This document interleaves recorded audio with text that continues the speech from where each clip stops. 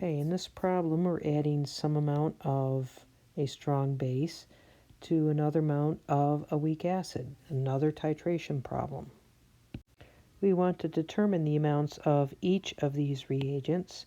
So we find we have 1 millimole of the hydroxide and 9 millimoles of our weak acid. We can set up our pre-equilibrium table or a BCA table.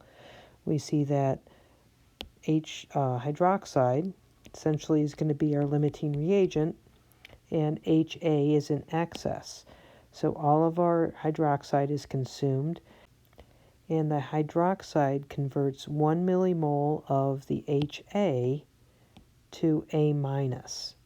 So what we have in the solution at this point is 1 millimole of our conjugate base, 8 millimoles of our weak acid. So we have a buffer. We're going to use Henderson-Hasselbalch. So we can step through the Henderson-Hasselbalch and we get our final answer.